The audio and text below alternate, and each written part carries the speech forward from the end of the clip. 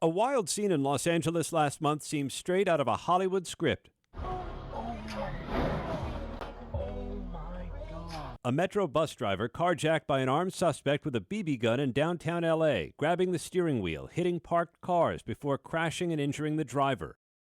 While a post-pandemic surge in violent crime around the country is subsiding, violence in many of the nation's mass transit systems remains stubbornly high and concerning to people whose commutes depend on buses and trains.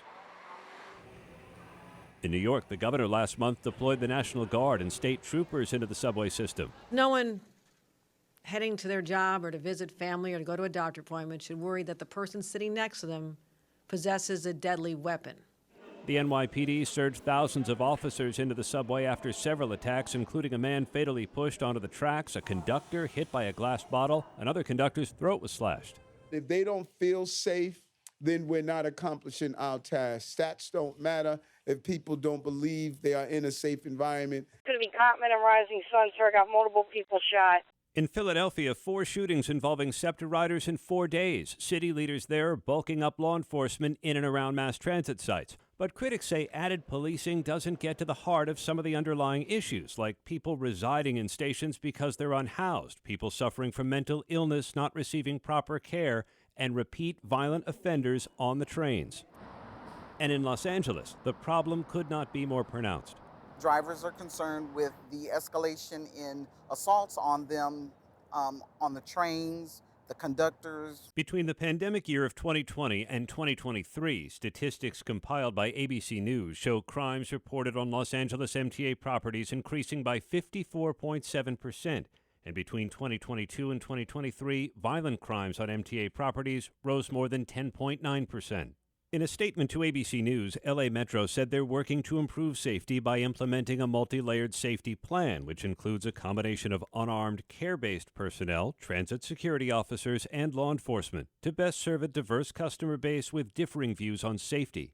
Their Metro Ambassador program, a 3 to 5 year pilot, connects riders to resources, anything from providing directions to help for people experiencing homelessness.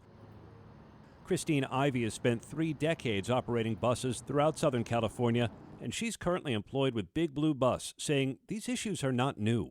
We've had drivers where machetes have been pulled, urine has been thrown on them, feces, you name it, whatever they can get their hands on.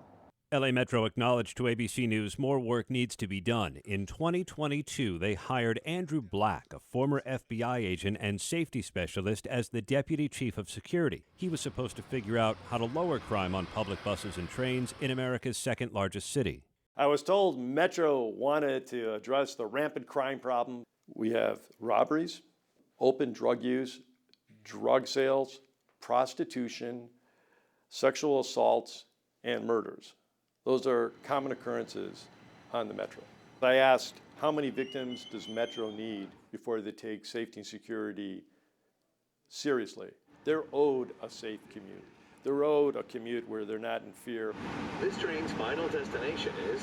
When he got to L.A., Black found a system where fare evasion was rampant. While it might not seem like a big issue, experts like Black say it's critical to maintaining law and order.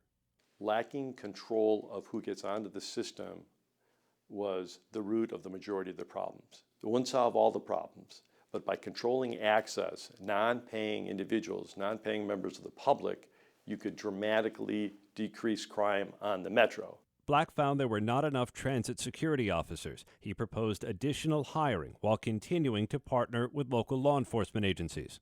The fare compliance and code of conduct compliance and enforcement is left to the transit security officers of Metro, which is about 135 officers presently. That comes out to about 30 to 35 officers per shift for the entire system. That includes over 100 stations and safety and security for 2,500 buses. It's a Band-Aid. But 5 months into the job, Black said he was fired. He sued for wrongful termination in late 2022. In his lawsuit, he claims a top Metro executive told him not to speak to bus operators further about the need for increased staffing. It was pretty obvious that they had an issue with the way I talked honestly with the bus operators. In response to Black's lawsuit, MTA denied all of his allegations. Just last week, this top Metro security official, Gina Osborne, was fired 2 days after she filed a report with the agency's inspector general. Her attorney says it was about a safety issue. According to Black's 2022 lawsuit, Osborne had told him she had gotten in trouble herself for having spoken honestly in the past. In response, LA Metro told ABC News any claims of retaliation are categorically untrue. Metro will not comment further on this personnel matter, litigation, or speculative litigation. Ivy's concerns as a bus driver echo others Black said he heard repeatedly in his first weeks on the job.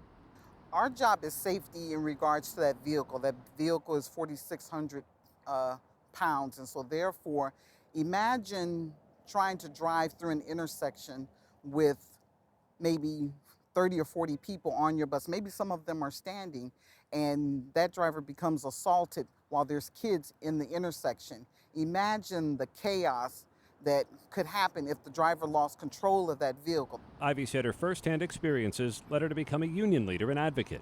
We have various ideas that we're trying to entertain. One is extending jail time for assailants who assault a driver in the commission of their duty, either inside that bus or outside that bus. The pressure to address these issues is building as Los Angeles prepares to host the 2028 Olympic Games.